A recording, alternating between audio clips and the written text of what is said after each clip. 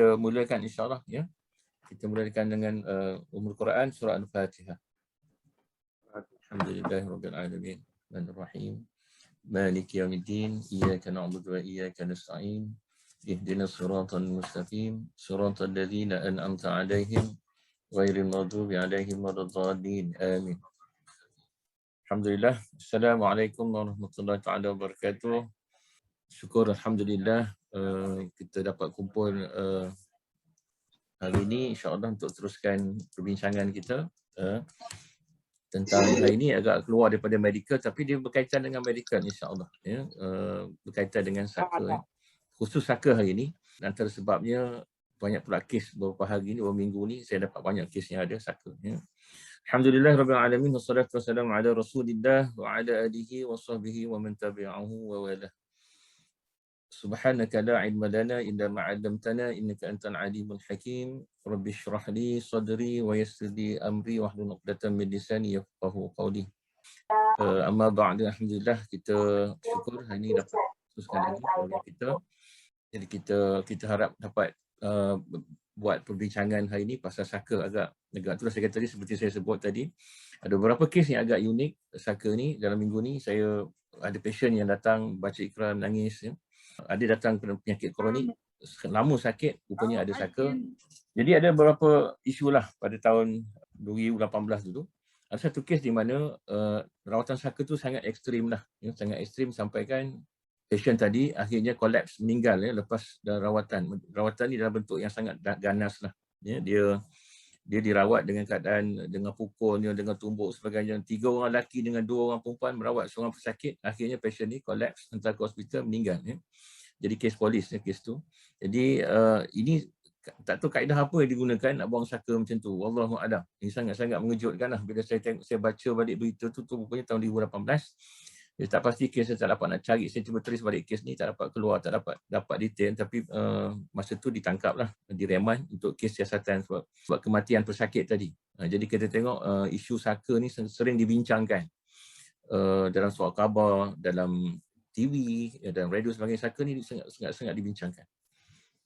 Jadi saya kebetulan dalam 2-3 minggu ni memang banyak kes saka. Yang pasien datang saka ni, maksud saya di Pusat Ruqyah Hijrah ni, bila datang baca ikrar, dia respon.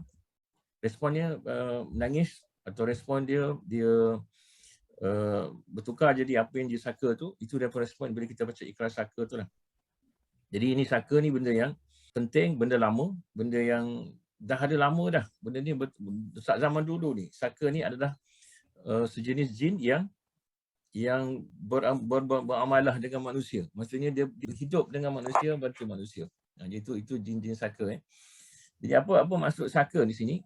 Jadi saka ni by definition ya, sebenarnya adalah makhluk halus atau jin yang terikat dengan perjanjian tertentu dengan tuannya, dan tuannya adalah pemilik saka ya. Manakala jin yang mengambil perjanjian dinamakan jin saka. Jadi tuan-tuan dan puan, setengah tempat atau setengah komuniti atau masyarakat tengah bangsa tak ada istilah saka ni. Biar Nusantara kita kenakan istilah saka.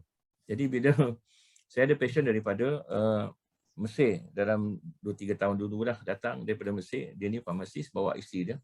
Isteri dia baca ikrar dalam bahasa Inggeris tu, dia respon.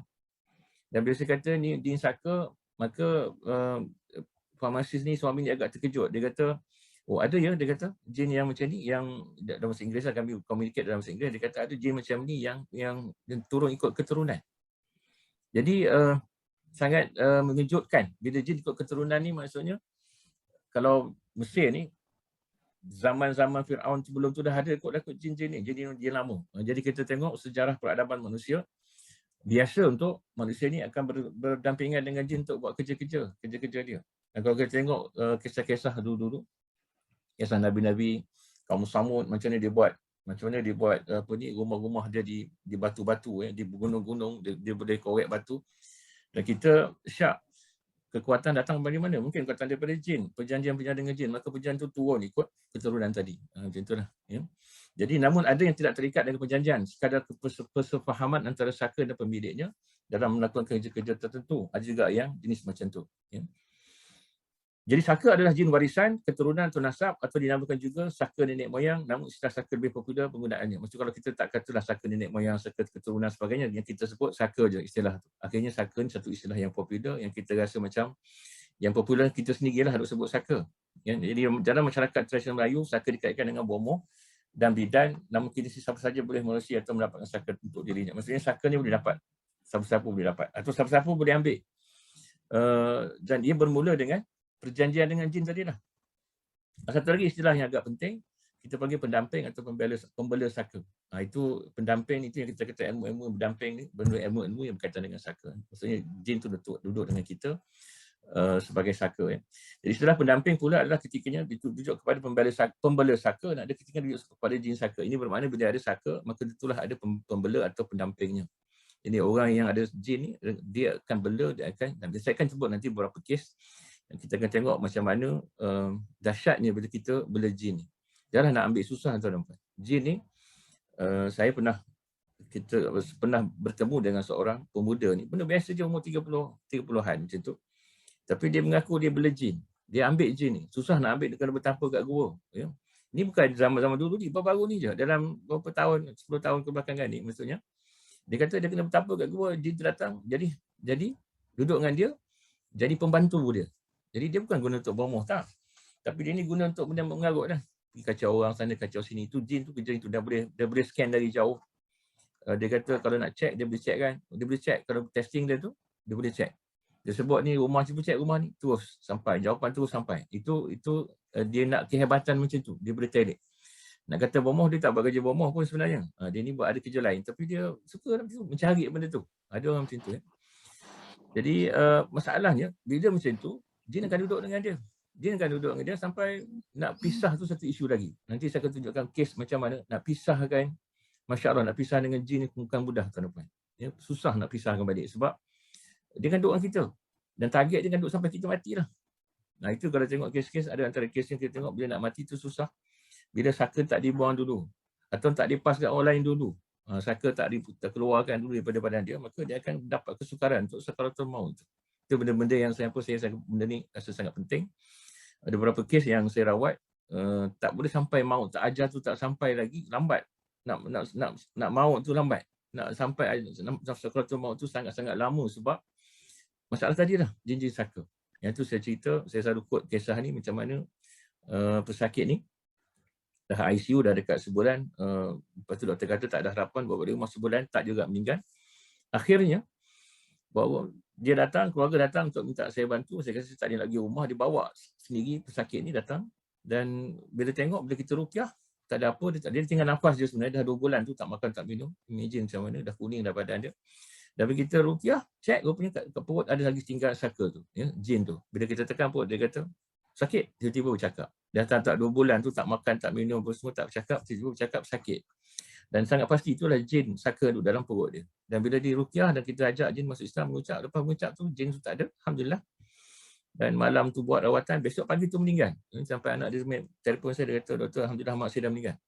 Tapi nak katakan seksanya sakaratul maut tu lama tu tak dapat nak putuskan daripada tak keluarkan roh dari badan tu satu isu juga. Dia ada benda-benda menghalang sebab tadi pendamping atau sebab kita ada jin-jin yang duduk dalam badan kita sebagai saka. Dan yang paling sedih tu kadang-kadang tak tahu kadang-kadang. Kalau kita saka ni kita ambil tu, kita sendiri volunteer ambil itu lain. Ini kita tak tahu. Kita ada jenis-jenis keturunan yang kita ada dulu perjanjian tu dah lama. Nanti kita cerita beberapa kes yang saya rasa sangat menarik untuk jadi iktibar. Sebab kita tak ambil mudah. Sebab isunya kadang tengok hari ni, kalau buat saka ni, tuan-tuan dan puan kalau ada saka lah, pergi jumpa doktor tak percaya. Dia doktor kalau sebut saka ni, doktor kan gelak kita lah. Itulah gambarannya. Dan baru ni saya tengok, saya friend, seorang kawan saya, doktor juga pakar psikiatri. Dia kata, tengok orang yang percaya saka ni, dia macam melekehkan orang yang percaya saka. Tapi sebenarnya, kita tengok nanti ada beberapa penyakit yang kronik itu, memang kalau tak buang saka tu, penyakit tu tak sembuh. Malah ada penyakit yang, alhamdulillah, bila kita buang saka tu, dia settle penyakit dia tu. Masya Allah, itu benda-benda yang, ini bukan sihir, ini saka tuan-tuan. Ini bukan sihir, sihir lain. Kita tak bincang sihir hari ni, kita bincang pasal saka. Ada penyakit-penyakit kronik tu yang kita kalau tak buang, dia akan ada kat kita dan dia akan ganggu kita dengan penyakit-penyakit kronik tadi lah. Yang saya ingat lagi ada seorang pasien saya dulu, masa awal buka dulu. Dia ada sakit kulit yang teruk lah. Psoriasis kita panggil. Psoriasis ni dia ada macam lesion dekat kulit itu, macam kita kena fungus infection macam tu. Jadi dia akan nampak tompok-tompok kat badan ni. Tapi sebenarnya dia kata satu badan kena. Dia kata sakit ni perempuan, dia tengah buat PhD dalam umur 30 macam tu, dan dia datang dengan mak dia kata saya ada penyakit kulit lama dah. Jadi bila kita baca ikhlas saka, dia respon. Ya, dia menangis. Itu bila ruqyah, gangguan pun ada, gangguan sihir pun ada sikit. Dan kita tengok bila kita bila lepas rawatan tu, saya tanya ada benda-benda lama tak berkaitan dengan ni, sebab tadi dia ada saka. Mak dia kata ada sebenarnya datuk dia ni bomoh dulu. Dia kata, mak dia kata ada tinggalkan kat dia satu kotak barang-barang yang dia tak pernah buka lagi semenjak datuk dia meninggal. Daripada kecil tu, dia masa datuk dia meninggal, barang tu tak pernah dibuka.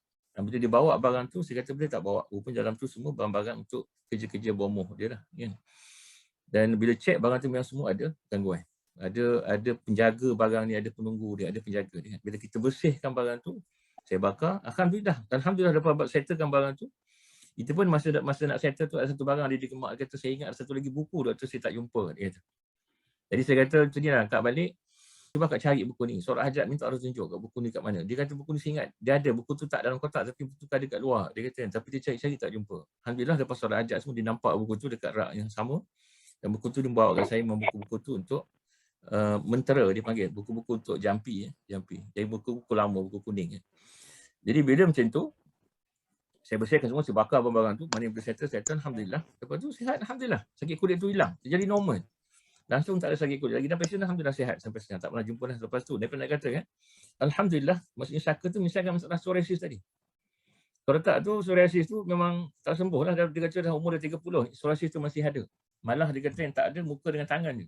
Lain satu badan kena psoriasis. Jadi itu bentuk contoh-contoh penyakit kronik yang rasanya macam kita kena fikir another diagnosis atau another apa ni, kemungkinan atau keberangkalian untuk ada saka tu tadi. Tapi kalau tadi cerita dengan doktor, mungkin dia tak percaya lah. Sebab doktor tak terima buat saka ni. Jadi bila kita pergi peruqyah, jumpa perawat, cuba cek. Kalau ada saka, kita buang saka tu dan boleh bantu doktor untuk sembuhkan penyakit.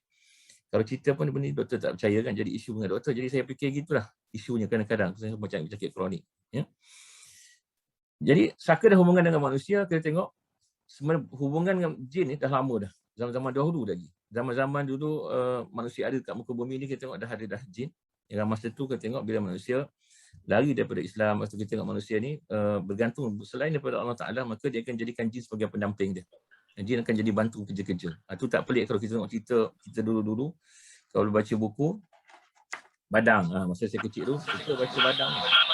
Badang ni cerita lama. Dia orang kuat, dia cabut pokok. Itu sampai sekarang saya ingat buku. Buku dah tak ada sangat cerita Badang ni, sebab kita benda cerita berkaitan jin kot. Macam mana jin bantu manusia masa tu tebang pokok ataupun clearkan hutan. Jadi ini benda-benda yang saya jumpa. Ada satu pasien saya, jin ni keluar. Dia kata, aku dulu tolong keluarga ni, dia buat sawah, dia kata. Ini orang Kedah. Aku buat bendang, dia kata. Buat bendang ni banyak gelung. Misalnya dia berapa gelung? Banyak lah, dia kata. Zaman-zaman tu saya ingat kalau macam ni lah keadaannya, kalau buat sawah, saya dulu duduk sawah. Saya tahu bukan senang nak buat sawah ni. Kalau kita lepas tuai padi tu nak tunggu bagi dia kering, kan kita bakar dulu jerami padi tu dan tunggu air masuk. Lepas tu nak kena tunggu air tu lembut, jerami tu lembut, lepas tu baru kita bajak dan sebagainya. Itu benda-benda yang kena buat lah. Banyak, proses tu lama. Tapi dia ni boleh buat satu malam je, siap semua. Siap dah bajak semua balik kan. Jadi itu benda-benda yang dengan bantuan jin lah. Jadi masalahnya benda dia dulu bila buat dia jadi penyakit lah kepada keturunan. Dia melekat dengan keturunan. Itu sebabnya saya tadi nak baca surah ni, sebenarnya ayat ni. Ayat 41 surah Rum ayat 41. A'udzubillahi minasyaitonirrajim. Zaharal fasad fil barri wal bahri bima kasabat aydin nas liyuziqahum ba'dallazi 'amilu la'allahum yarji'un. Ini kisah ayat ini maksudnya telah timbul berbagai kerosakan dan badai bencana di darat dan di laut dengan sebab apa yang telah dilakukan oleh tangan manusia. Timbulnya yang demikian kerana Allah hendak merasakan mereka sebagai daripada balasan perbuatan-perbuatan buruk yang mereka telah lakukan supaya mereka kembali insan dan bertaubat. Jadi tuan dan puan, kalau kita ada saka sekarang, saya tak pernah rasa nak salahkan pasien sebab itu benda-benda yang kita tak nak elak kan. Berlaku kadang beratus-ratus tahun. Jadi ada pasien yang saya jumpa, kalau saka ni, kalau tanya kat jin tu, dia hidup zaman dulu lagi. Dah ada perjanjian tu dengan dengan keluarga pesakit ni, asal usul keluarga pesakit. Ini saya punya tajuk hari ni ya. Jadi kita tengok, jadi kalau ikut masa zaman dulu, memanglah buat sawah, jaga kebun, jaga rumah. Kalau kita zaman dulu-dulu ni, zaman kita kecil-kecil, mak akan cakap takut-takut tengok orang nanti pergi rumah tu, nanti jumpa harimau tu, jaga rumah tu. Rumah orang tu ada harimau, orang tu nampak dari dulu ada harimau. Harimau tu bukan harimau betul, itu yang dikata harimau jadian tu. Harimau tu datang daripada jin, jin menyamar jadi harimau, menjelma sebagai harimau. Ini jin-jin yang kerja dengan tuan-tuan rumah. Dan kesan daripada ini yang jadi tadilah. Kita tengok keturunan dia akan jadi masalah. Banyak masalah tuan-tuan. Saya hari ni tengok penyakit-penyakit yang macam tak logik, tak patut ada. Yang kesian tengok kadang-kadang anak-anak kita tak menjadi, contohnya. Anak kita ada banyak masalah. Dalam kehidupan dia pun ada masalah. Jadi ini asal daripada dulu keturunan tu ada unsur-unsur tadilah. Ada unsur-unsur berdamping dengan jin atau menggunakan jin untuk tujuan-tujuan tertentu. Ya, jadi benda macam itu wujud. Ya. Jadi kalau ikutkan semua benda zaman dulu. Dan herannya, zaman tu bukan setakat zaman dulu, sampai sekarang masih ada lagi. Kan, dengar cerita kalau kat setengah-setengah negara ke Indonesia contohnya. Orang cat kereta pakai jin je. Maksudnya hantar kat tu besok siap. Hantar hari ni besok siap dah cat. InsyaAllah. Jadi contoh itu, masih pakai jin juga, masih ada. Orang yang terlibat dengan benda-benda, contoh, ialah kalau merawat bomoh sebagai itu memakai jin lah. Itu menjelas sekarang. Satu lagi yang agak kita rasa akhir-akhir ni agak banyak juga orang yang belajar silat. Ya, silat. Bila tanya balik pasien yang kena ada saka ni atau ada gangguan yang sangat kuat kerana susah nak rawat, biasa kena ada sejarah dia tu, dia belajar silat. Tapi bukan silat yang fizikal ni. Silat yang fizikal, guna tenaga kita praktis lah. Ini silat-silat yang pandai dapat terus sendiri ni. Ataupun kita tengok banyak orang sekarang silat tak payah belajar pun. Yang tak payah belajar ni maksudnya pandai silat je. Saya kata macam mana dapat silat ni? Saya doktor, saya pergi jumpa orang ni, jumpa dia tepuk saya belakang tu pandai silat. Jadi kadang-kadang kita jumpa kes macam ni, ya, ada yang pandai silat tu tak payah belajar. Itu kan lagi pelik.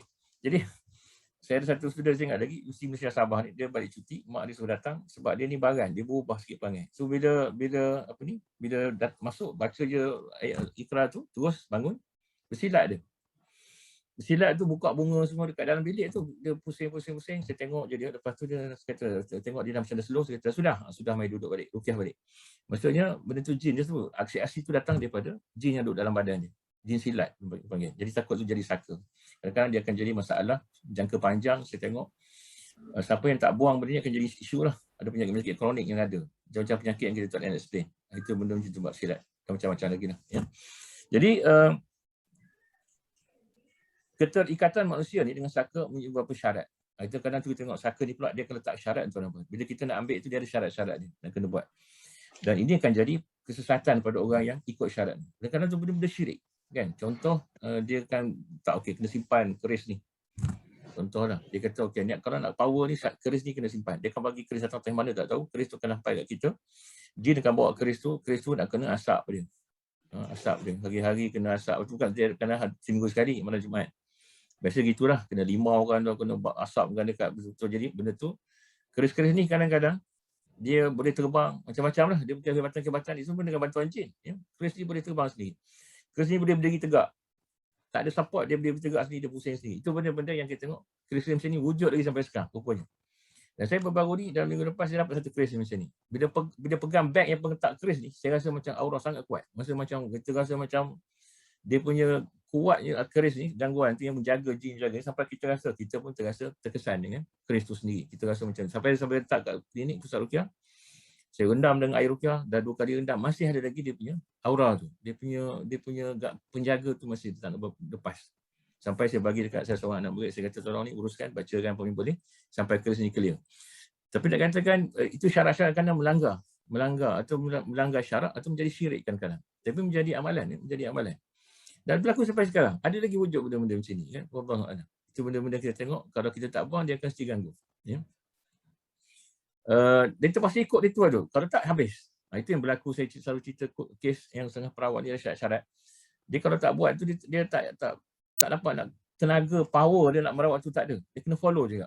Dia kata, dia bagi ukut. Dia buat pula tu. Dia kata, kalau tak buat ni, habis kau. Kita tak bagi kau kemampuan nak merawat dah. Jadi bila macam tu, siapa yang merawat dengan pembantu macam ni, dengan syarat-syarat macam ni, maka dia adalah sebenarnya, bomoh sebenarnya bukan rawatan Islam. Sedangkan tu belajar rawatan Islam. Tapi ambil ilmu-ilmu macam ni juga. Ada juga macam tu. Saya tengok ada beberapa orang perawat Darul Shifa contoh, saya ambil contoh sebab ni berlaku.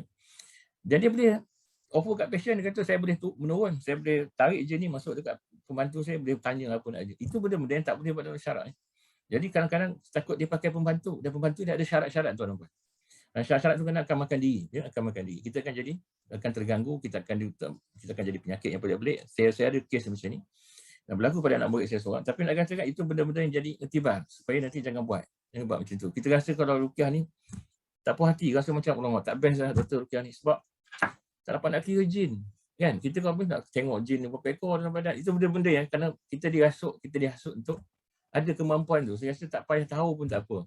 Yang targetnya supaya pasien sihat dan kita tak ada jin dalam badan. Itu cukup dah. Kita check nanti kita tak ada dah jin dalam badan. Itu cukup baik daripada nak kira bilangan jin. Tak menambahkan apa-apa manfaat pun sebenarnya. Segitu kan. Dan itu sekarang kita risau. Bila kita ambil jin atau saka ni akan jadi macam tu. Ya. Dan sekarang ni alhamdulillah kurang sebab kita tengok masyarakat dah sudah berubah. Ya. Masyarakat sudah dengan kemampuan dakwah dan kehebatan. Usaha-usaha dakwah, usaha Islam ni. Ke arah Islam, ke arah mengajak masyarakat kembali pada Islam. Maka kita tengok benda ni makin kurang lah. Tak macam dulu. Dulu lagi teruk kan. Masalah ni masih berlaku jugalah benda-benda ni. Kita tengok sebab selagi iblis, jin, syaitan ni ada kat dunia, masa benda tu, ujian tu masih ada untuk kita. Ya. Okey. Kadang-kadang kita tengok syarat ritual yang diamalkan oleh pembeli asal ni tak mampu dekat oleh terus kepada warisan. Itu jadi satu isu lagi satu. Ya. Dan saya tengok banyak akhir ni juga saya jumpa macam kes keris tu lah. Apabila orang yang buat tu sendiri dah meninggal, contohlah, dia ada keris datuk dia punya. Kan. Keris ni nak kena buat ritual dia tu. Hari Khamis malam Jumaat nak kena asap pada dia. Sapu dengan limau, asapkan dia semua. Dan kadang bila orang yang jaga tu meninggal dan tak ada orang yang akan teruskan apa ritual dia tu, maka jin akan mengamuk sebab dia tak buat seperti apa dijanji tu, maka dia akan buat dia keluarga. Dalam kes ni saya yang datang sebenarnya asal datang tu jadi sakit tu mak sendiri ya, mak dia sendiri. Mak ni datang, yang simpan tu anak sulung dia. Dan anak sulung tu pun dah meninggal. Dan bila meninggal tu, tak apalah, yang saya jawab ni mak dia kan. Mak sulung tu dah lama meninggal, saya tak pasti dia. Tapi nak katakan yang datang mak dia sakit pelik. Mak dia kadang-kadang kena rasuk, kadang-kadang sakit badan, tak boleh tidur. Itu benda-benda yang saya rasa macam kesian pada umur yang 60 lebih macam tu. Kesian. Dan bila ruqyah, dia kurang. Itu datang balik kena. Sampai saya kata ada barang tak? Dan begitu adik-beradik kata, ada doktor. Tapi barang ni kami tak tahu dah, keris tak jumpa kat mana. Saya kata kat dia, kalau macam tu boleh tak solat hajat, minta Allah tunjuk kat mana keris tu. Akhirnya dia orang teringat keris tu, abang dia yang sulung tu dah meninggal tu simpan. Tanya dekat isteri dia pun tak tahu. Tanya dekat Kak Ipar ni yang sulung ni pun dia pun tak ingat. Cari rupanya jumpa dekat rumah tu ya. Keris tu yang saya rasa aura kuat tadi. Nak gambarkan benda tu bila kita tak buat ritual-ritual yang sepatutnya biasa dibuat oleh orang yang berjanji dengan jin tu nanti, yang diganggu nanti ahli keluarga yang lain. Dia mungkin tak pindah secara automatik macam tu, tapi jangan ganggu sebab kita tak follow dia punya syarat-syarat tadi.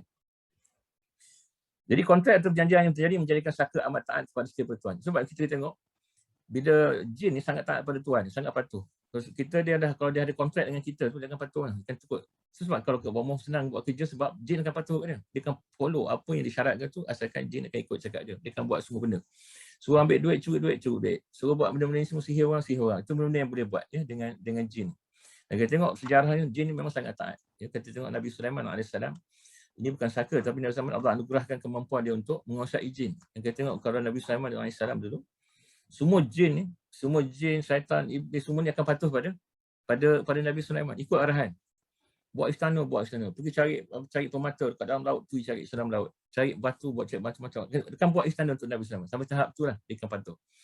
Dan dia sangat patuh sampai kan Nabi Sulaiman sebenarnya dah wafat 300 tahun tu, dia masih ingat Nabi Muhammad hidup. Nabi Sulaiman duduk dalam mihrab dia tu, Nabi Sulaiman beribadah, bersandar pada tongkat dia tengok tongkat tu, tengok Nabi Sulaiman macam seolah hidup. Sampai tongkat tu hancur, baru dia tengok Nabi Sulaiman rebah, baru dia tengok Nabi Sulaiman dah wafat. Dan Nabi Sulaiman AS wafat dah. Masa tu baru dia rasa dia bebas. 300 tahun dia orang kerja dengan Nabi Sulaiman tanpa tahu Nabi Sulaiman dah wafat. Sampai itu taat dia kepada Nabi Sulaiman AS. Ya. Jadi perlu difahami bahawa jin saka akan sentiasa mendampingi anak cucu atau mengikuti atau menguasai anak cucu ke mana saja mereka berada. Ada kes waris yang mati berhijrah ke dunia, ke tempat lain pun dia masih ikut. Saka dia tetap ikut. Itu yang jadi masalah. Dia akan ikut anak cucu. Dan saya melihat pewarisan saka ni kadang-kadang bukan setakat jin turun ke jin secara fizikal, dia akan turun secara genetik. Dia genetik sebenarnya. Nanti akan sebutkan kes tu lah. Ya. Dan kita tengok bagaimana saka bermula. sebenarnya saka ni pun ada ketua dia. Saka ni ada ketua dia. Ketua saka ni ada. Dia yang akan mengarahkan jin-jin untuk berkhidmat kepada manusia. Jadi dalam sistem struktur dia tu, sosial dia tu, dia ada ketua juga sebenarnya. Jadi dia beri arahan kepada apa yang perlu dibuat untuk, kalau katakan nak berjanji dengan manusia ni, benda-benda kau kena ikut macam ni. Itu arahan jin. Arahan ketua dia, ketua jin. Dalam sangkaian iblis sebenarnya. Iblis ni dia sebenarnya daripada jin. Allah jadikan dia daripada kalangan jin juga iblis ni. Dan dia ada power, ada kuasa untuk maksa dia ni untuk follow apa yang dia arahkan. Kita tengok nanti akhirnya orang yang terlibat dengan jin saka ni akan ada banyak masalah, kena patuh banyak syarat-syarat yang syirik kepada Allah Ta'ala, dan juga dia akan jadi gangguan tu akan berterusan kepada dia, kepada keluarga dia juga. Ya. Allah SWT berfirman dalam surah Al-Jin ayat 6. Bismillahirrahmanirrahim. Wa annahu kana rijalun minal ins ya'uzuna birijalin minal jin fazaduhum ruhaqa. Ya. Dan ada amat salah sebagai daripada manusia meminta pertolongan, penjagaan dari ketua-ketua jin. Kerana akan menyebabkan mereka lebih sombong dan lebih jahat. Jadi maksudnya dia lagi sombong lah sebab kita minta tolong kat dia. Kan dia lagi rasa macam dia lagi hebat. Itu masalah kita kalau minta perlindungan dengan jin ni, kita boleh jadi syirik. Syirik lah sebenarnya sebab kita tak minta dengan Allah Ta'ala. Jangan biasa buat ada setengah orang, ada putul-putul yang nak masuk hutan contohnya. Jangan dulu-dulu ni. Kan? Siap ludah kiri kanan minta perlindungan daripada jin. Itu benda-benda tak boleh buat. Itu benda syirik. Kita kena minta perlindungan dengan Allah Ta'ala. InsyaAllah. Ya. Ini bagaimana macam mana saka bermula. Ya.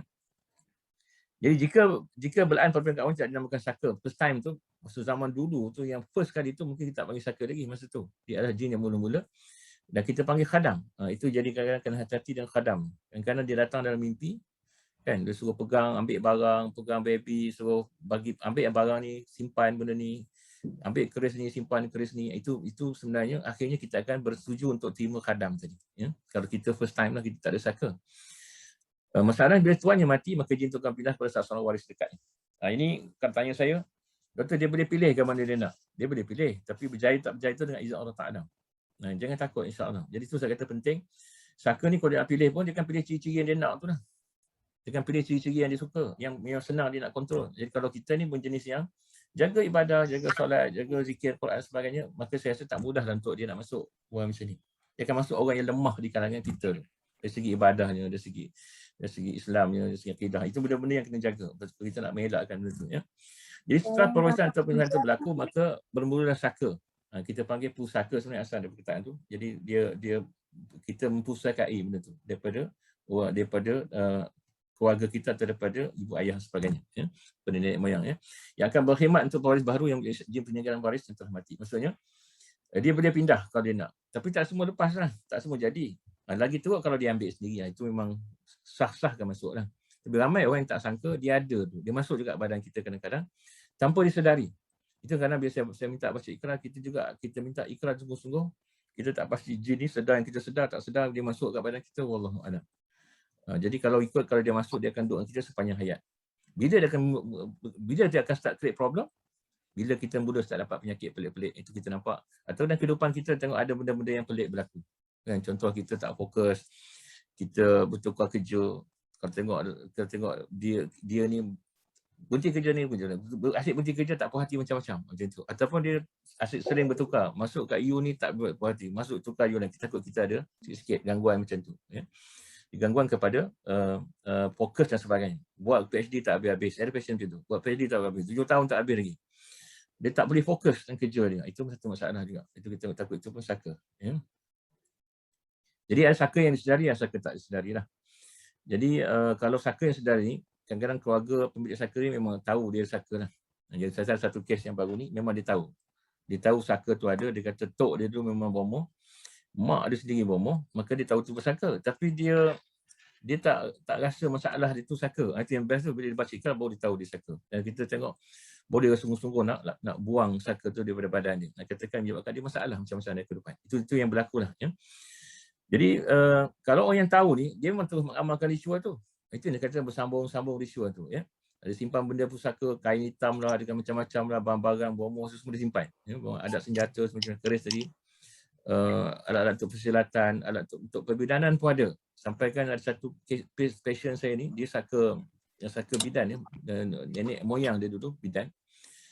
Pisau untuk yang potong tali pusat tu pun masih simpan. Itu syarat yang dibagi oleh jin tu. pisau tu nak kena simpan. Itulah pisau nak untuk potong tali pusat. Jadi pisau ni bila ada dekat mak dia sendiri, mak dia pun kena juga gangguan sampai tahap tu lah. Walaupun dia tak jadi bidan lah. Dia hanya simpan pisau tu je. Pisau tu sendiri ada gangguan kat situ. Sampaikan dia terganggu lah, mak dia ni kena gangguan. Jadi itu asal ni pada nenek dia. Moyang dia yang boleh jadi bidan tu. Itu benda-benda macam tu. Saya bila tanya balik sejarahnya, dia kata memang dia tu nak dapat bidan ni, nak jadi bidan senang. Pergi ke tepi hutan, suruh jin tu cakap aku nak jadi bidan, tu jadi pandai. Sedangkan kita biasa nak jadi bidan ni kena kursus dulu, diploma dan sebagainya kan. Sekarang ni kalau ikut nak jadi bidan, dia tak zaman dulu minta ke tepi hutan je. Kan? Lepas tu dia syarat, kau kena bawa ni, pisau dia kena jampi, maksudnya jin akan duduk dalam pisau tu, dia akan bantu dia untuk jadi. Kalau nak jadi bidan bukan senang pun sebenarnya, nak menghadapi darah tu, macam-macam kan. Itu nak katakan. Jadi kalau setengah orang tu sedar, dia tahu ada saka. Tapi bila katakan, bila barang-barang ni tak dibersihkan, tak dibuang dan sebagainya, maka dia akan jadi isu lah. Dia akan duduk juga kacau. Ada satu saka yang tak sedari. Ini memang, ini yang banyak berlaku yang kata yang saya baca kan baru tahu dia ada saka. Itu berlaku ramai macam itu juga. Ya. Jadi ahli keluarga hanya menjadi apabila terjadi beberapa ganjil. Penyakit misteri, ada benda-benda yang itulah dalam dengan ahli keluarga, baru tahu rupanya ada saka. Itu pun kadang kita kena sah. Saya kena biasa cek, saya suka cek dengan ikrar putus saka tu ya. Dia akan baca respon macam-macam lah dengan ikrar tu. Menangis lah, sedih lah. Ada tu campak benda tu, ada yang pengsan, macam-macam lah. Ada yang jadi rimau, jadi serigala, semua ada. Itu bila baca ikrar tu tengok boleh kita paling kurang baseline, kita boleh tengok as a screening method supaya kita dapat bezakan saka dengan sihir sebagainya. Ya? Okay. Jadi saya ada beberapa kes nak share hari ni dan untuk kita jadi iktibar lah supaya nanti boleh bantu insyaAllah kalau untuk perawat sebenarnya nanti bantu untuk kita merawat. Untuk yang ada pengalaman, ada ahli keluarga macam tu, kita bantu untuk kita buat keputusan. Macam itulah. Ini kes ni pun kes lama sebenarnya. Kes ni, ini lelaki Melayu ni, pakcik ni 60-an ni. Dia ni penukar Felda. Dan dia sendiri mengaku, dia kata dia minta jin tu. Dia mohon minta jin saka dari Datuk. Datuk masa tu dah tua. Dan Datuk ni seorang perawat lah. Saya tak kata bomoh pun tak pastilah. Saya tak cerita detail. Tapi Datuk dia ni dia kata ambil jin dekat Mekah. Nah, Datuk dia tu ambil jin tu dekat Mekah. Dahsyat juga tuan-tuan puan ya. Ada yang pergi Mekah minta nak ambil jin atau pergi nak ambil jin bawa balik. Ada itu tak dapat haji apa tak tahu dah jadi betul kan, haji jin aku namanya sebab dia pergi Mekah tu nak ambil jin ya. Dan setengah tu memang ada niat. Saya pernah juga jumpa orang macam tu. Dia nak pergi Mekah ni nak ambil jin. Saya dengar sendiri dia cakap ada satu pasien, bukan pasien saya dalam 10 tahun dulu. Ada seorang pakcik ni dia kata saya nak pergi Mekah tu saya nak cari tiang jin tu. Yang mana jin ada saya nak seru dia ikut saya balik. Dulu dia cakap main-main tapi macam mana pun benda tu agak serius sebab macam ni dia mengambil jin dekat Mekah dan dia ada nama Islam dia. Ni Datuk dia pun boleh lah. Lepas ambil jin ni, Datuk dia cerita Datuk dia tu dia jadi pekak. Dia pekak macam mana tuan-tuan? Dia jadi telinga dia bising. Telinga dia dalam telinga ada bunyi lori dia kata macam tu. Datuk dia ni memang orang panggil pun pekak. Bomoh pekak ni dia memang ada istilah dia lah kat kampung tu mesti dia kata. Tapi Datuk dia ni mengubat orang lah yang pekak. Dan dia pun macam tu. Bila dia ambil tu masa umur dia tu dia tak kahwin lagi, umur dia 20-an. Dia dah volunteer dekat atuk dia kata saya ambil lah jin ni. Dia tahu atuk dah tua tak larat masa tu agaknya.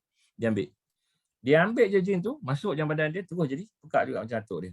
Bunyi lori tu, daripada umur muda. Masa dia kahwin tu memang dia kata, wife dia cakap, memang doktor dia ni pekak dia dulu. Kalau nak panggil dia kena jerit, dia tak dengar. Bunyi telinga dia bising. Dalam telinga dia bising. Jadi dia pun jadi pekak lah. Tapi dia tak jadi perawat.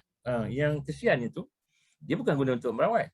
Dia ambil itu sebab Datuk dah dia seronok nak cuba ke apa. Orang muda kan, Datuk rasa dia macam nak try ke apanya. Yang best je, dia tak guna untuk merawat. Dia hanya guna untuk kalau pergi buru tu dia kata jin saka ni ikut dah dia. Tapi dia akan risau dia. Dia kata ni ada ular. Benda-benda bahaya tu dia beritahu lah. Tapi dia rajin pergi buru kat Felda. Dia suka buru. Dia ada senapang. Jadi dia buru lah. Jadi itu je kena. Lepas tu bila dia balik haji tu jadi macam dia kata susah hati. Dia kata susah hati doktor. Kenapa nak buang ni sebab dia kata telinga saya bising lah. Dia kata. Saya tak dengar. Saya pergi masjid. Orang pergi ceramah, saya tak dengar. Saya dengar bising. Akhirnya dia minta buang lah. Tu dia kata bila baca ikrar tu, dia menangis. Teruk sangat menangis. Dia menangis lama. Saya baca ruqyah lepas tu dia masih menangis lagi. Wah dia sapu muka dia. Tak pernah tengok dia menangis macam ni, kata wah dia kan. Maksudnya dia tak pernah menangis dia ni. Dia kata, menangis teruk. Lepas 3 kali request, Alhamdulillah, dia kurang. Dia punya yang bunyi tuition tu pun hilang tapi dia pekak lah, dia jadi pendengaran dia jadi kurang lah, dia terpaksa pakai alat pendengaran. Tapi better lah dia kata, dia baik lah kata, dia tak rasa teruk sangat lah, dia dah kurang, hilang bunyi tu dah bising tu dah hilang, dia tak stres dengan ni. Tapi memang teruk lah, hari pertama rawat, besoknya tu datang balik, dia kata doktor mana tadi saya mimpi jin tu datang, lembaga tu datang nak tembak saya. Dia kata. Lepas tu kali pertama tu bila dia sekali rukyah pertama tu, bila dia balik dia kata sebenarnya saya dah dengar bunyi tu jauh depan gitu. 10 hasta. 10 depa. Dia kata dah ke depan, lepas tu kali kedua datang dah tak ada dah. Bunyi tu hilang langsung. Dan dia sihat macam itulah, tak ada masalah. Sama sekali dia lagi sihat lah. Ya.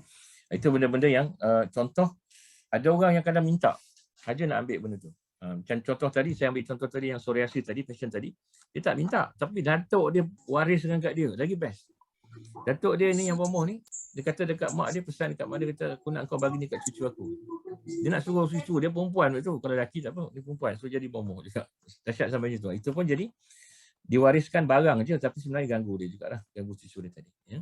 Itu penting untuk kita stopkan benda-benda ni. Sebab kita tak nak benda ni berterusan. Ya. Kita benda-benda macam ni, jadi penyakit yang tak dapat nak explain, doktor menjadi confused. Doktor kan kata ni bukan, ni tak tahu dah kita penyakit, tak boleh explain dan tak boleh elok, tak boleh rawat sesuai penyakit tu. Ya, masya-Allah. Kemudian satu kes lagi.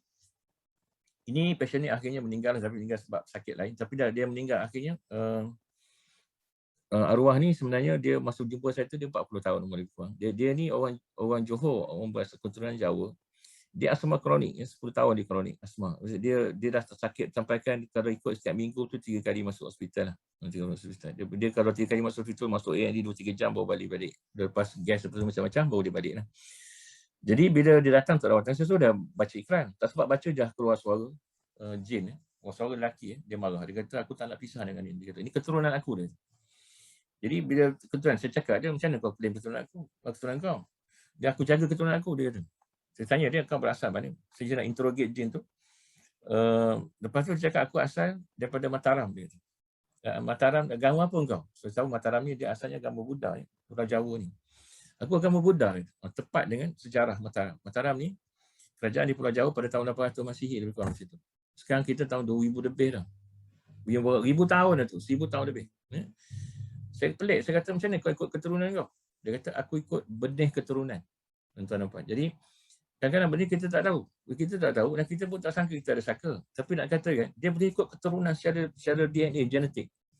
Itu sebab saya buat gambar cover slide saya tadi, saya letak gambar DNA. Sebab kalau macam itu keadaannya, saya ingat dia akan duduk kat genetik lah.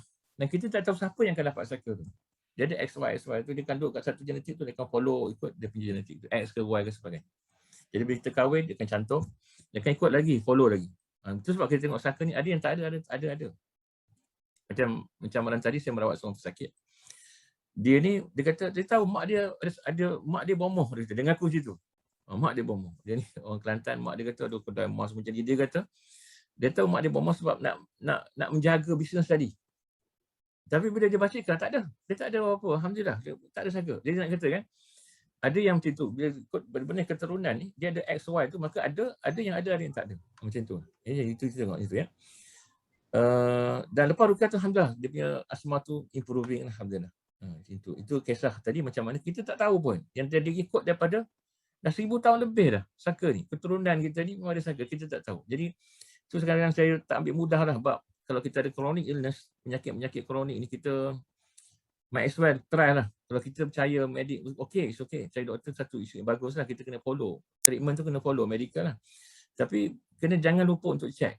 Check kita ada saka ke tak ada. Kalau ada saka ni kena rawat saka. Sebab nanti kita cepat. Dari segi recovery tu atau dari segi prognosis untuk kita sembuh tu lebih baik. Ya. Macam psoriasis tadi lah. Ya. Okay. Ini satu lagi, ini satu kes yang baru datang ke saya dalam 2 minggu lepas. Tapi ini pun kita tak tahu. Dia datang dengan keadaan dia sebenarnya. Dia tengah dialisis, peritoneal dialisis. Dia dialisis yang pakai perut tu lah, cucukkan perut dia. Dia umur dalam 30-an, datang dengan wife dia.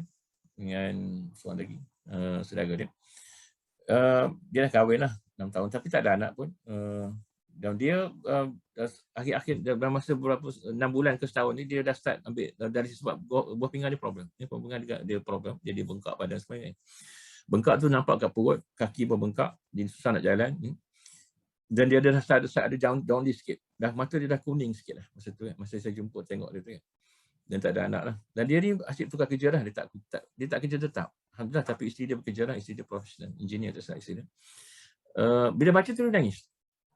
Jadi bila saya menangis tu, saya tahu ni saka lah. Terus saya kata kat dia, ada ke tahu saka tak? Dia kata dia memang tak tahu. Saka ni tak pernah dengar cerita, saka ni dia pun tak tahu. Tapi nak kata saka tu ada, dan betul-betul lepas saya rukyah dia, saya tengok dia pun ada, rupanya ada sihir juga yang ganggu dia. Ada sihir, agen sihir.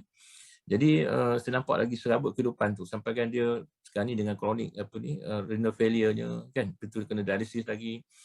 Tak boleh nak kerja dah sekarang, betul dia sentiasa sakit sebab badan dia bengkak, perut semua. Kita nampak dia punya masalah tu sangat kronik, sangat menekan dia sebenarnya kan. Dan kadang kita PKP sebagainya kan. Jadi nak tengok kan.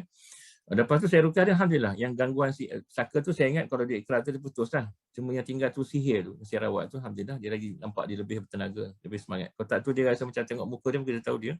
Dan keadaan kemurungan juga lah sebenarnya. Macam tu. Jadi macam ni kita tak tahu, penyakit kronik ni kena check. Ya, kena check juga.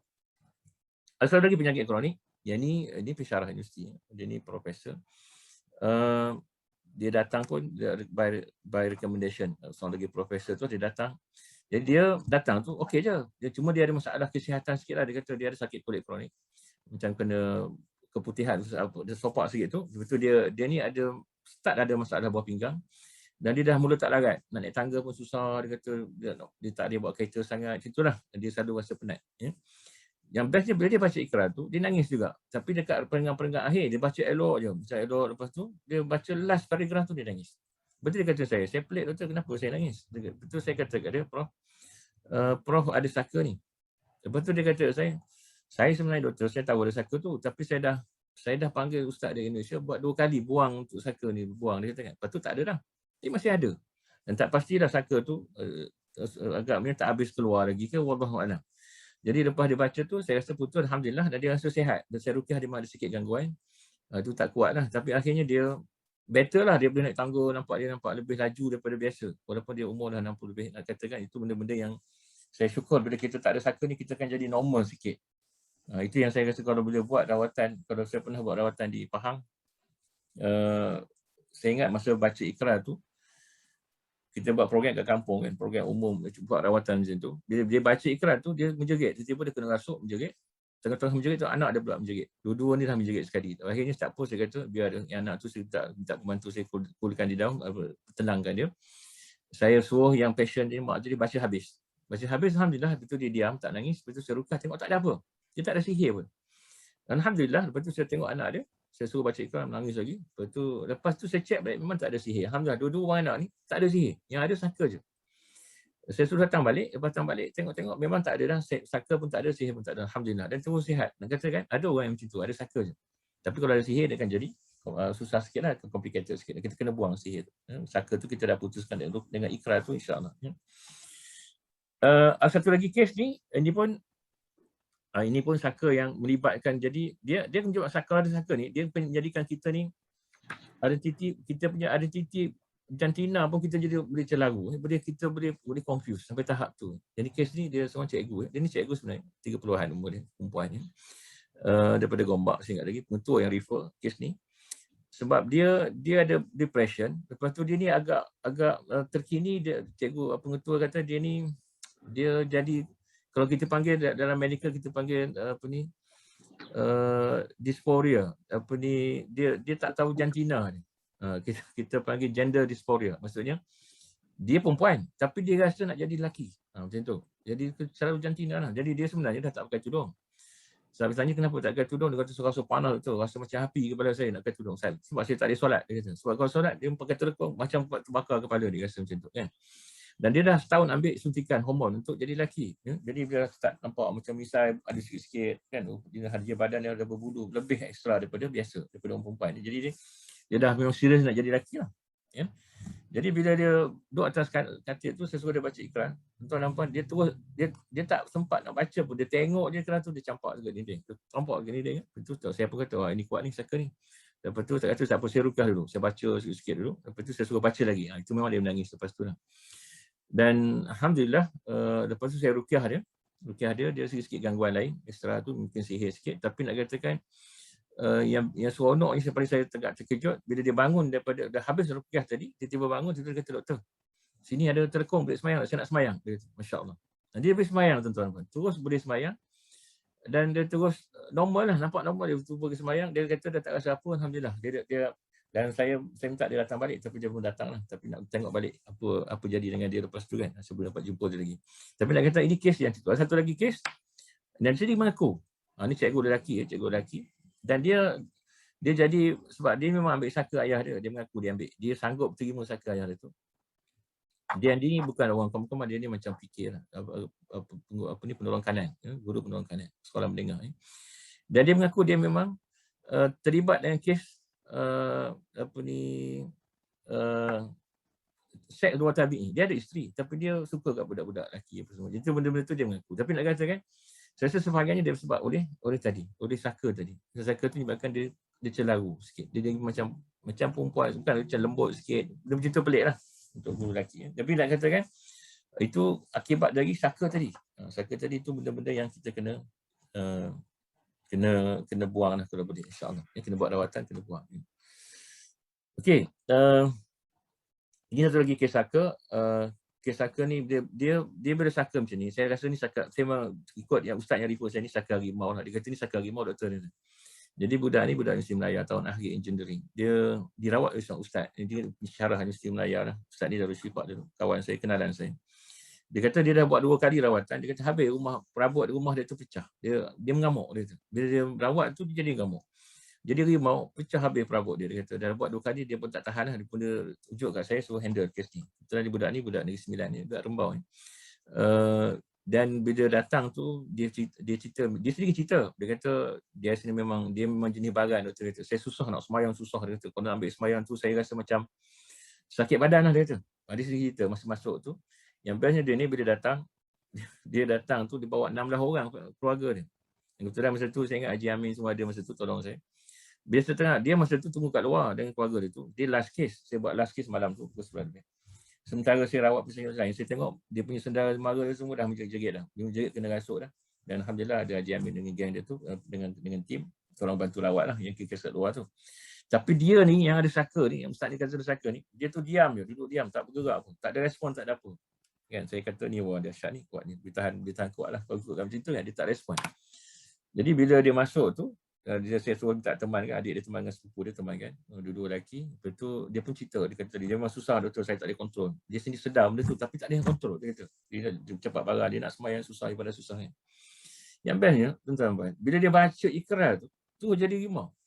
Masa tu saya tak ada katil lagi masa tu. Bila tak ada katil tu, saya buat atas lantai, bila dia baca tu dia rimau, dia terus pusing nak terkam saya. Alhamdulillah adik dengan abang dia dapat tahan lah. Jadi rimau betul lah merangkak dalam bilik tu, pusing. Berapa pusingan saya tak ingat lah. Lepas tu saya cakap dengan adik dia, tak apa. Saya berdiri tengah-tengah ni, engkau orang dua jangan bagi dia terkam saya cukup. Saya kata, saya nak baca Al-Baqarah. Saya berdiri, saya baca Al-Baqarah. Baca kuat ni, Al-Baqarah. Lepas muka surat ke-10 tu, alhamdulillah, dia tiba-tiba lemah tu. Dia kalau tengok macam rimau betul lah. Kalau kita pernah tengok rimau kat situ, macam tu lah. Kadang dia berjalan, dia merangkak tu. Merangkak tu sampai angkat tangan, macam angkat tangan nak. Harimau ni tuan-tuan, dia satu tabiat dia punya penampar tu dahsyat. Penampar dia. Hati-hati dengan penampar orang yang ada saka rimau. Penampar dia sangat kuat. Maksudnya kalau dia tampar tu, boleh tercampak. Harimau macam itulah keadaan ni. Kalau kita kat harimau ni, kalau kita tengok cara dia tampar tu, kalau kita tengok dalam video atau dalam National Geographic apa semua, kita tengok harimau, dia bangun, dia angkat kaki duduk, tangan kaki dia sebelah tu dah boleh macam menampar. Dia macam nak tampar orang kait gitu kan. Dan tamparan tu sangat kuat sebenarnya. Sangat kuat. Jadi itu yang saya tengok aksi dia ni, macam tu lah. Dia pusing bilik merangkak tu, kejap dia bangun, dia dekat bilik saya tu, pintu dia tu cermin. Saya kata sudah ni, kalau pecah ni habis lah. Sebab pintu saya tu memang cermin, lepas tu kayu biasa, kayu tak kuat kan. Dia alhamdulillah dia tak buat macam tu. Dia tak buat macam tu tuan-tuan. Dia tengok kat cermin, dia angkat badan dia, lepas tu dia tinjau kat luar, lepas tu dia pusing balik, pusing. Macam harimau tengok kat zoo lah tengok. Dan kejap dia akan bangun macam nak tampar saya, macam nak kait saya. Tapi adik dengan sepupu dia tu pegang, jagalah, dia tahan je kan. Saya kata tak buat apa, tahan je, jangan begini. Dia pusing. Saya baca Baqarah. Sampai muka surat ke-10 tu, saya ingat muka surat ke-10 je saya baca tu, dia dah lemah. Dia jadi tiba-tiba duduk atas perut dia. Lepas tu dia rebah. Dia rebah tu pun pengsan 15 minit. Saya sempat borak dengan adik dia. 15 minit, lepas tu dia sedar, jadi macam biasa lah, borak macam masa balik. Saya kata Masya Allah. Itu saka harimau. Ya. Dan dia datang kali kedua, tak teruk macam tu dah, dah kurang. Alhamdulillah. Datang kali kedua tu, dia tak mengangkat dah. Tapi nampak ada lagi dia punya respon. Dekat saka, masa dia baca iklan tu masih sepok. Respon tu macam rimau juga lah sikit. Tapi dia tak mengangkat dah. Dan saya baca lagi Baqarah, Alhamdulillah dia pengsan. Lepas tu dia tak berdatang dah. Alhamdulillah, dia sihat. Dan saya dengar cerita, dia dah start kerja dah sekarang. Dia kerja dekat Negeri Sembilan, kat jabatan. Satu jabatan kerajaan. Tapi nak katakan dia sihat, Alhamdulillah. Jadi jin saka dia macam tu. Jadi kalau tengok dia, kalau saka rimau, jadi rimau. Ya? Kalau dia ada saka serigala, dan ini berlaku pada seorang pesakit saya. Saka ni memang saka serigala sebab bila dia baca iklan tu dia bunyi. Bunyi serigala. Passion ni memang foreigner, dia bukan orang sini, orang Kyrgyzstan. Dia Islam, baru dia masuk Islam dah 10 tahun. Tapi bila baca iklan tu dah bahasa Inggeris, dia respon. Dia jadi bunyi suara, bunyi serigala gitu kan. Dia bunyi kuat, nyaring. Betul saya rawat dia, lepas habis rawatan dia kata memang keluarga dia orang dekat sana, keluarga pemburu. Kita serigala ni biasa temankan dia orang pergi memburu. Jadi saya rasa itu pun juga adalah sebahagian daripada jin yang tolong-tolong dia. Bila dia orang duduk sana, dia kata yang bukan Islam ni memang dia banyak bergantung dengan benda-benda ni lah. Hantu-hantu dia panggil kan. Kalau orang Kyrgyzstan ni dia macam Cina kan. Dia main hantu lah untuk bantu dia pergi buru dan sebagainya. Jadi itu benda-benda yang kita rasa jin ni ada mana-mana sebenarnya. Jin saka ni wujud, dia bukan setakat dekat Malaysia, kita dia orang pergi dekat Melayu je, tak sebenarnya. Dia ada kat mana-mana pun sebenarnya. Dan cuma dia tengok jenis dia lah. SOP dia, apa dia buat? Kalau dia jin untuk jaga keturunan ni, jin saka lah. Walaupun dia tak namakan saka, kita kat Malaysia, Nusantara ni, Indonesia, kita menamakan saka. Tapi tempat lain dia tak nama saka dalam situ. Dia mesti namakan jin juga. Lepas tu, ni agak satu lagi benda yang, ini yang kata cari penyakit. Ramai orang yang, dia nak memang sahaja nak ambil jin tu jadi bomoh. Ini kes memang nak rawat susah lah pasien ni. Sebab dia jadi bomoh. Dia dah ambil jin tu, dia nak taubat, dia nak buang benda tu. Masya Allah. Susah pun nak rawat tu, sangat susah. Dia cerita kat saya, dia kata, asalnya sebab dia isteri dia minta cerai. Macam dia ni nak balas dendam kat isteri dia. Dia nak sihir isteri dia sendiri. Dia bukan nak pergi bomoh tak.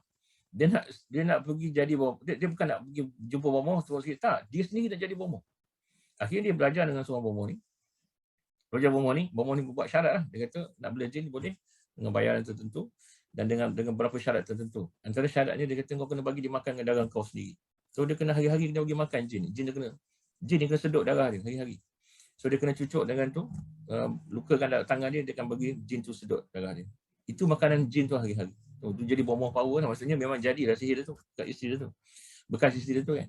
Masalahnya, dia sebenarnya dah kahwin. Lepas dia cerai tu, dia dah dalam proses dia, lepas dia jadi bomoh tu, akhirnya entah macam mana dia terbuka hati nak kahwin. Dia kahwin dengan seorang lagi isteri yang baru ni. Dan isteri dia kata cerita memang tak tahan dia ni. Dia ni kalau mengamuk, dia memang ngamuk teruk lah dia kata. Dia barang yang sangat barang. Tapi hebat isteri sabar lah. Saya kata sangat sabar. Dan sangat pelik dia very supportive kat husband dia. Sebab dia tengok husband dia nak bertaubat ni. Nak cuba berubah. Dan dia yang bawa sendiri datang suami dia rawat. Masya Allah. Kalau rawat tu memang sakit badan. Saya kalau lepas rawat dia tu, malam tu saya kata badan saya rasa sakit. Dia attack saya balik. Dia macam seorang macam benda tu ada kesan sampingan untuk rawat dia tu kan. Sebab dia memang jin tu duduk dengan dia lah kot. Sampai 3 kali baru kurang. Alhamdulillah. Mungkin sekarang ni dah okey sikit lah kot. Dia dah tak ada lah kot. Tapi nak kata kan, kalau tahu, first time rawat tu memang saya balik tu saya bengong sikit lah. Saya besoknya tu saya rasa macam kepala saya masih sakit. Kuat dia punya respon daripada rawatan tu ya. Itu contoh bomoh yang nak bertaubat lah. Jadi sebenarnya apa isu yang berkaitan saka ni? Sebenarnya ada beberapa benda penting yang kita kena ambil tahu saka ni. Sebab dia kalau yang ada saka ni sebenarnya, dia mudah kena sihir tuan-tuan. Itu sebab saya minta sangat. Kalau kadang-kadang bila orang kena sihir ni, kenapa dah kena tak boleh elok. Saya kata kena check. Biar ada saka ni kita, memang kena possibility untuk kalau kita ada jin-jin saka dalam badan kita, nak kena sihir senang. Mudah. Sebab dah ada tapak dalam badan. Jadi kita tak tahu. Kita setengah tu tak tahu keturunan kita ada saka.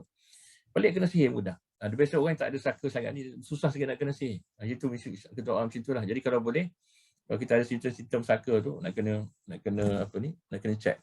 Kalau kita tak ada sihir lain, alhamdulillah macam yang saya sebut tu kan, dia tak ada sihir, itu alhamdulillah. Tapi kalau ada saka biasanya mudah kena sihir.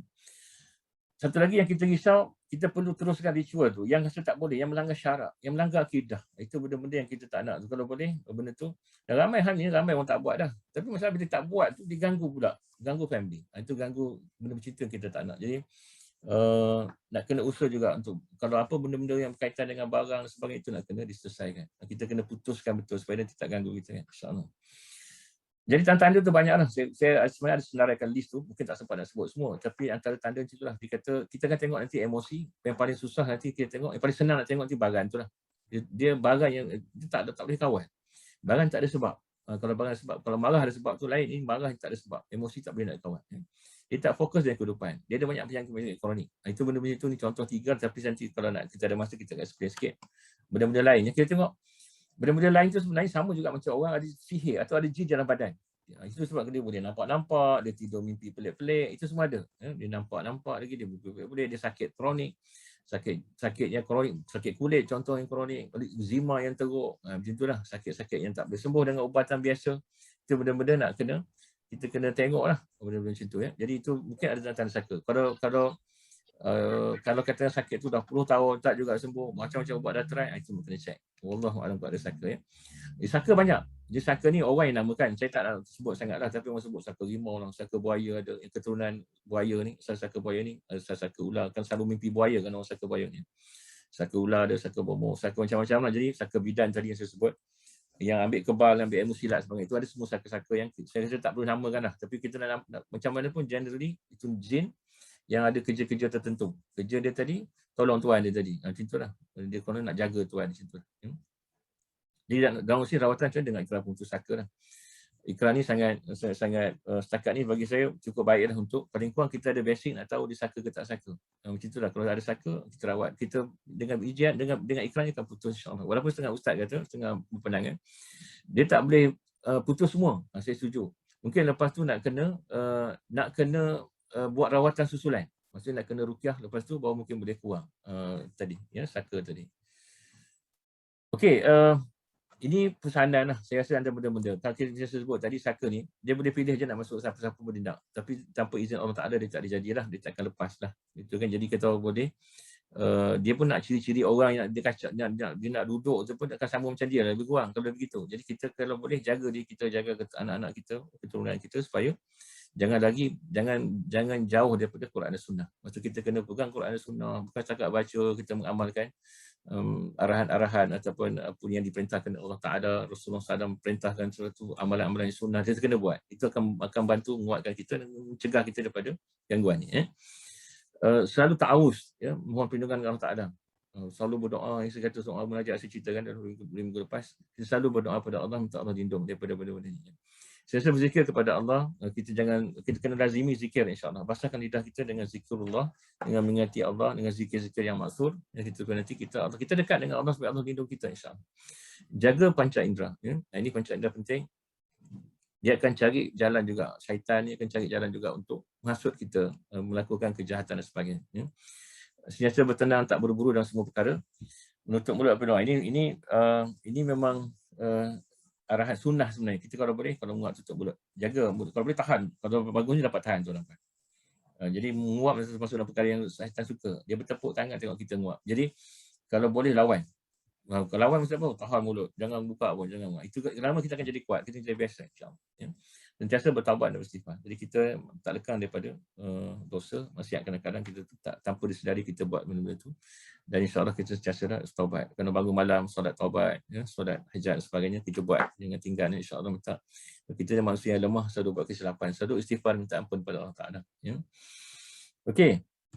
Jadi kalau ni, saya rasa gangguan ni, saya nak cerita sambil lalu je lah. Sebab nanti saya ada dalam, kalau tuan-tuan dan puan buka nanti website, saya dah uploadkan slide ni dalam website. Ini gangguan biasa kalau kita ada jin ataupun saka kena badan. Itu benda-benda kita biasa. Tengok ya. Emosi tak stabil. Senang marah. Orang yang was-was. Ni ada juga orang yang was-was selalu. Ambil wuduk lama kan. Semayang, sinjak lama, duduk dalam bilik air, ambil wuduk lama. Itu benda macam tu lah. Ragu-ragu, selalu keadaan cemas. Anxiety, ketakutan. Itu penyakit yang saya tengok kadang-kadang ada saka. Kadang-kadang ada jin dalam badan. Ya. Tak fokus, ya, tak fokus ni. Dan kehidupan dia pun sendiri tak fokus. Dia pun dah tengah PhD tak habis-habis. Dia kalau buat sesuatu tu dia tak nak tuliskan lama. Buat bisnes kejap 2-3 bulan dah tutup balik. Dia tak fokus, kan. Orang yang pelupa, banyak lupa ni. Lupa ni kalau especially yang short term memory, yang baru lupa yang baru. Tengah cakap dia lupa. Tengah semayang, tengah ketiga, kat dua dia lupa. Buat ke belum? Dia bukan was-was sebenarnya tapi dia lupa kan. Orang yang bimbang berlebihan, stres berlebihan, kena orang yang skizo, gila pun kita rasa takut dia memang ada saka. Pada situ ya. Sedih berlebihan, suka menyendiri, masa tertekan. Jadi benda-benda contoh-contoh yang emosi dan mental lah. Ini penyakit emosi dan mental. Ibadah, dia tak susah nak khusyuk. Lupa dekat salat, malas ibadah. Suka ke maksiat, dia tak boleh lari daripada buat benda-benda maksiat. Sesak nafas, ngantuk, boleh baca Quran, kita sesak nafas. Itu benda-benda takut ada gangguan dalam badan. Ya. Nak ibadah punya susah kan macam tu. Tapi kita tengok akhir ni banyak gangguan lah sebenarnya benda sini. Dengan gadgetnya, dengan media sosialnya, kita tengok banyak orang akhirnya sembahyang tak khusyuk untuk ingat macam-macam. Kita akan buat benda-benda yang mengarut. Kita tengok, kita diuji dengan benda-benda ni. Jadi kita tak ada masa kadang. Masa untuk ibadah jadi kurang. Kita lebih masa kepada media sosial, gadget sebagainya. Anak-anak muda sekarang ni habis dengan masa dengan game, ya, dengan YouTube dan sebagainya, Insta sebagainya. Itu benda kita tengok benda ni jadi penyakit. Akhirnya kita akan disesatkan benda lama, dia akan masuk dalam badan kita. Kuasai kita, itu yang kita bimbang. Ya. Dengan rumah tangga tak aman, rumah tangga tak aman, susah nak mengandung, ya. Susah, kan setengah orang kalau ikut anak-anak susah nak menikah. Dia tak fikir nak nikah, memang susah betul. Kita kadang tengok calon dah ada, kerja dah ada, rumah kereta semua dah ada, tapi tak juga menikah. Kena check tuan-tuan, takut juga ada saka macam tu. Ya.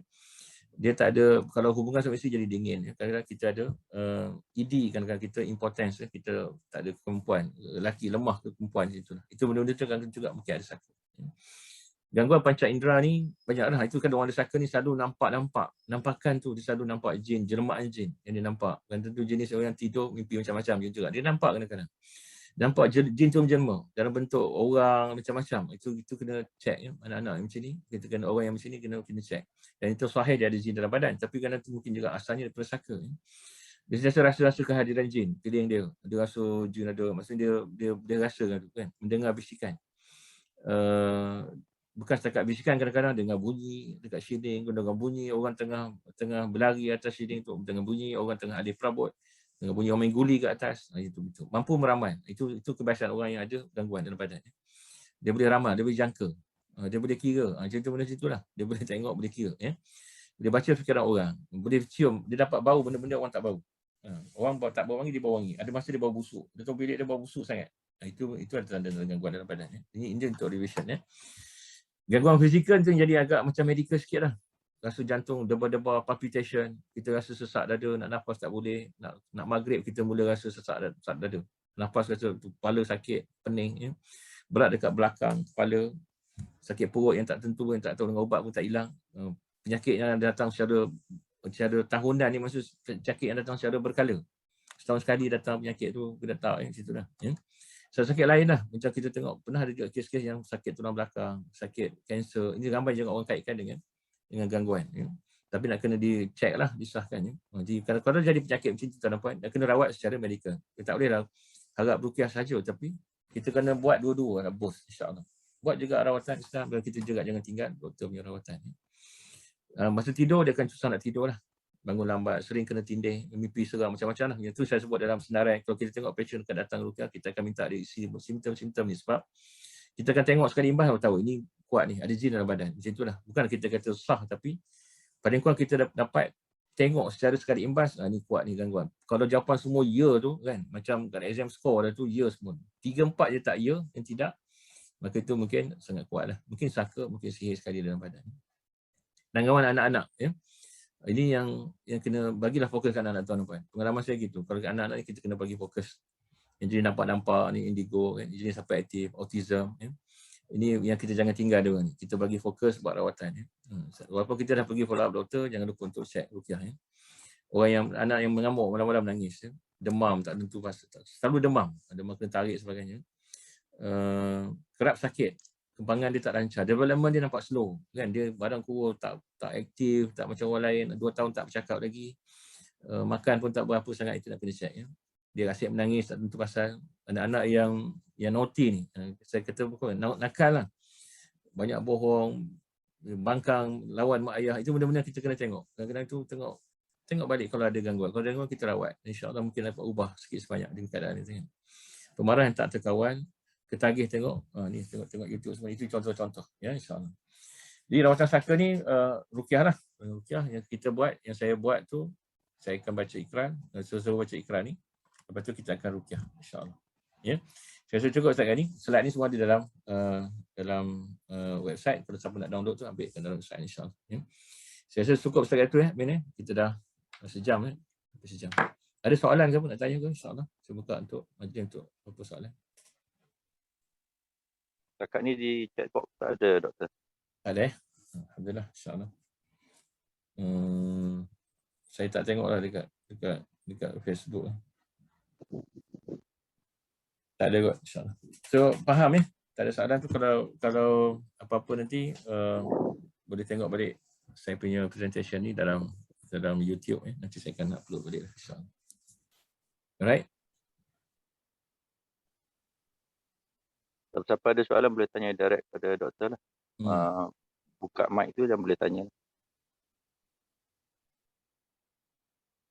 Lagi masa sikit ya, untuk kalau siapa nak tanya. Kalau tak terfikir nak tanya, berapa pun nak tanya kan macam biasa je gitu lah. Kita bagi masa sikit. Assalamualaikum, Doktor. Assalamualaikum. Betul ya? Sihat tak? Dengan orang yang memakai susuk ni, adakah dia sebahagian daripada saka dan macam mana keadaan perawatan? Okey, terima kasih Datuk. Orang yang ada susuk sebenarnya dia kategori saka ke tak? Tak, susuk ni memang dia saka ni yang dirapaskan keturunan. Susuk ni kita ambil sendirilah. Kita sendiri yang ambil susuk tu, kita yang masukkan. Dan saya jumpakan banyak kes ni juga susuk ni. Masalah bila tak buang Datuk, dia jadi penyakit lah, jadi penyakit. Cara buang macam mana nak rawat? Cara rawat dia kena ruqyah juga. Ruqyah juga, dan kedua susuk tu pun nak kena buang juga. Dan kena bersihkan susuk tu. Nak buat macam mana? Saya ada seorang patient saya ingat datang. Dia masih sekarang belum dapat decide lagi nak buang ke tak susuk dia tu. Susuk dia kat tangan. Dan dia mengganggu dia. Dia ni lelaki. Dia jadi walaupun umur dia dah 6. Patut sihat. Dia umur 60 lebih. Tapi dia sakit yang kadang tak boleh berdiri lama. Dia lemah kan. Jadi saya kata buang dah ni. Lepas tu dah bengkak. Lepas tu dekat tempat susuk tu dah bengkak. Jadi bengkak. Saya kata kalau takut jadi kanser saya bimbang. Saya kata kan.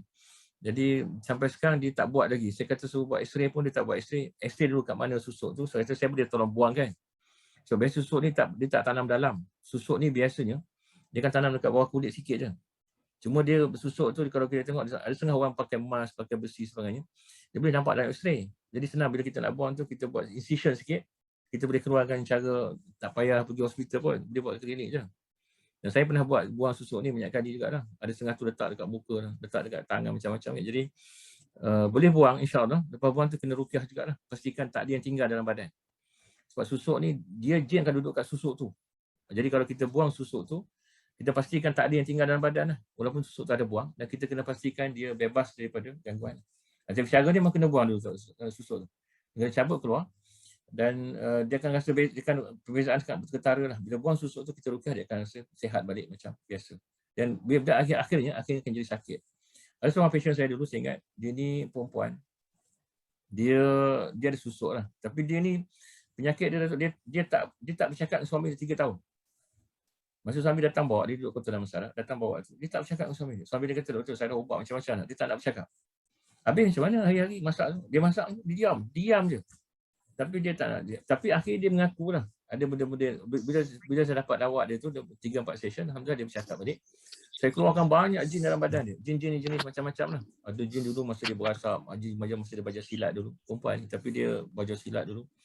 Ada susuk muka, itu semua dikeluarkan. Alhamdulillah akhirnya dia normal. Tapi lama lah rawatan tu, tapi nak katakan akhirnya dia jadi normal balik lah. Jadi nasihat saya gitulah, susuk ni kena nasihatkan suruh buang. Saya bimbang takut bila tak keluar tu nanti, isu nanti yang kita bimbang nanti bila sekolatul maut lah, takut disangkut. Sebab jin tu dalam badan dia. Itu yang kita tak nak tu lah. Jadi kalau boleh buang masa sihat, sakit pun bolehlah buang. Tapi nak katakan masa sihat senang buang, kita tak payah buat sangat, nak pergi hospital sebagainya. Boleh buat sendiri lah, insyaAllah. Boleh buat dekat klinik. Okay tu ya, boleh jawab soalan. Ada soalan lain? Ada soalan pada chat box, doktor. Okay. Soalan dia, adakah rawatan saka dan gangguan berlainan? Okey, ada sikit lain situ, especially saka-saka yang kalau kita tengok gangguan ni secara umum untuk ada jin dalam badan. Itu saya panggil gangguan. Kalau jin datang jin sihir, maka itu gangguan sihir. Tuan-tuan. Kalau jin datang dalam bentuk sihir tu dihantar lah. Kalau jin datang sebab dalam bentuk saka ni contoh, dia ada barang. Di barang tu nak kena selesaikan juga.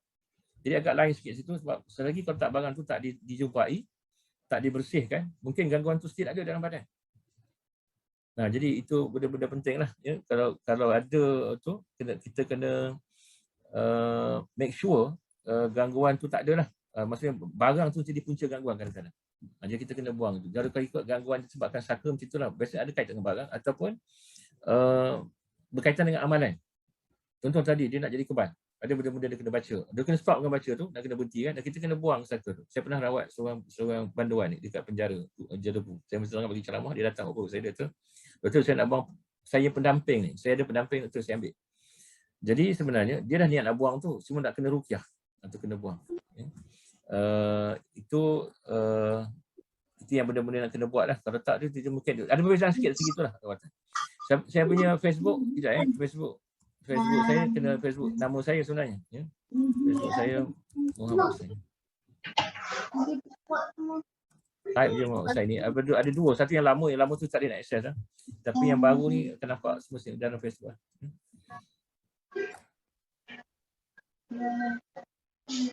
Ada soalan lagi? Ada soalan kejap Doktor. Soalan dia, salam doktor, saya nak bertanya setiap kali saya bermimpi ular, sama ada datang melilit atau datang nak menyerang, bangun pagi, kaki saya akan bengkak dan sakit. Adakah ini bentuk gangguan sihir atau dari jin? Okey, masih soalan. Mimpi tu sendiri, dia bagi indication lah. Dia tak kata sahih pasti, tapi sebab bila ada mimpi, ada pula simptom lepas tu, maka saya rasa sangat sinonim dengan gangguan lah. Tapi gangguan apa? Gangguan tu mungkin gangguan sihir, mungkin gangguan sihir. Ataupun mungkin dari jin saka, tak tahu. Tapi kita pun tak pasti nak datang untuk rawatan. Ya? Kalau saya boleh tengok dari jauh tu jadi bomoh. Jangan tanya kat ustaz, betul tengok ustaz dari jauh, kenapa kaki saya buka? Itu takut jadi bomoh, itu tak boleh. Jadi kita sarankan kalau macam itu, cara masalahnya, kita datang untuk rawatan lah. Pergi cari ustaz yang hampir, yang boleh buat ruqyah, minta dia ruqyah. Mungkin kita akan dapat detect kalau sihir tu biasa lain sikit daripada saka lah. Sihir macam sihir lah, kuat sihir macam tu. Saka ni biasa kalau dengan ikrar dia putus lah. Dia tak teruk sangat. Tapi bagi saya still nak kena check lah. Pastikan tak ada nasuji dalam badan. Saya itu secara umum saya kata tu gangguan lah. Dia bermula dengan mimpi tu tadi. Mimpi ular tu satu mimpi yang tak berapa bagus dari segi dia menunjukkan kita ada gangguan dalam badan. Ular. Ada orang mimpi ular, ada orang mimpi lipan besar. Ada orang mimpi anjing hitam, itu mimpi buaya dan sebagainya. Itu tanda mungkin sebagainya ada. Tapi nak kata pasti ke tak pasti juga. Itu mimpi je. Jadi kita tengok kena disahkan dengan rawatan lah. InsyaAllah. Soalan lain? Agaknya tak ada doktor. Tak ada InsyaAllah. Okey, alhamdulillah. Jazakumullah khairan katsiran. Saya kita akan teruskan dengan tajuk berkaitan dengan ruqyah untuk minggu akan datang. So, Amerika belum lagi dan saya sangat syukur alhamdulillah kita dapat revise balik saka ni untuk kadang tak perasan bila kita akhirnya saya nampak banyak saka ni akhirnya orang akan jadi serabut balik. Contoh saka sebabkan barang, saka sebabkan oleh dulu amal-amalan perbomohan. Maka kita tengok ramai pasien yang was-was nak bagi barang pun was-was, tak sure nak bagi sayang barang ni, keris ni. Tapi saya rasa kalau kita mikirkan kesihatan kita, we should try lah insyaAllah korban untuk barang tu sebenarnya benda yang kita boleh yang kita pentingkan keselamatan kesihatan mak kita daripada barang tu sendiri. Yang barang sayang nak buang, sayang nak dibersihkan. Jadi benda itu nak kena kita kena tegas dan kita kena sungguh-sungguh insyaAllah untuk capai kesembuhan tu lah. Wallahu a'lam, aqulu qali hadza wa astaghfirullahal azim li wa lakum. Assalamualaikum warahmatullahi taala wabarakatuh. Kita sudahi dengan tasbih kifarah surah Al-Asr.